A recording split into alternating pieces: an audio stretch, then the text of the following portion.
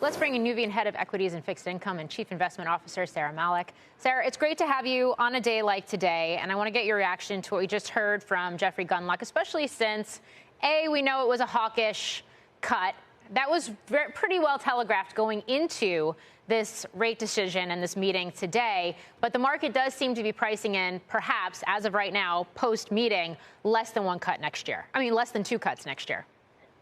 Yeah, it's great to see you. I think that there's three reasons the Santa Claus rally ran out of steam this week, and that's because of the Fed, also inflation, and also market breadth. So let's start with the Fed. Markets did expect that 25 basis point cut today. What they didn't expect was the Fed to signal only two cuts next year. I think the reason for that is because of inflation. That last mile of battling inflation and getting it to the 2% target is going to be very challenging, especially with some of the policies that may come into play with the new administration. And then technically, this market has been looking weak for quite a few days now. Just looking at market breadth, as of yesterday, only 45% of S&P companies were trading above their 50-day moving average. The last time we saw that level of weak participation was in July, where the markets dropped almost 10%. So technically, there's already been a flag saying, you know what, this market is running out of steam.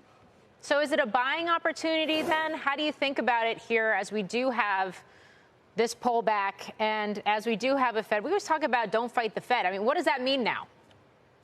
I think, first of all, you're going into the low liquidity end of the year. I don't think this is the time to be rushing in to buy. Second is that there's a lot of variability around that forecast for two or a little less than two rate cuts next year, because, first of all, the economy looks strong right now. So given that the Fed's saying strong economy, sticky inflation, we're going to cut rates less than what the markets expected. But on the other hand, we're now going into multiple years here of the consumer and employment markets fighting that inflation battle. And at some point, the consumers in the employment market are likely going to lose that battle if inflation and high rates stick around. So you could have this other side of the coin where the economy finally weakens in the second half of next year and then rate cuts accelerate. I think that's the challenge for investors, is how do you invest in that? We personally like small caps for 2025, strong dollar positive for smaller domestic companies, tax cuts good for small companies and spending there. Well, you mentioned what's best. Let's zoom out even further. What do you do with fixed income here, perhaps for tax advantages? Talk about munis, talk about credit quality. Sure. Well, it's definitely credit quality over duration. Munis are a great example of strong fundamentals here. States are very strong. Strong economy leads to strong rainy day funds by the states. So I think munis, it's a buying opportunity because the total return in a higher rate environment can be very strong for those. Fixed income, you need to look at in areas where, such as senior loans, floating rate loans, which are areas that are less dependent on the Fed cutting rates like the market had been counting on. Is it harder to get investors excited about fixed income, given what equities have done over the past few years, and a year where, despite, a day like today, we're still up, it's got to be, 25, 27% on the S&P?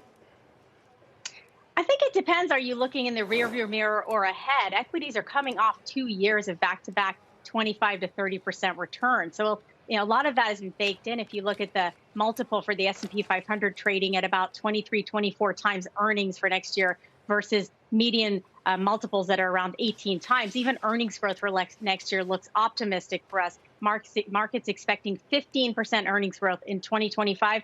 Median historical earnings growth for the S&P 500 is about 7-8%. So a lot of optimism going into equities. Now in fixed income, in a higher rate environment, you can lock in some strong total returns there. So if I'm looking forward, I think fixed income looks a little more attractive, but pick your places in equities that have lagged like small caps.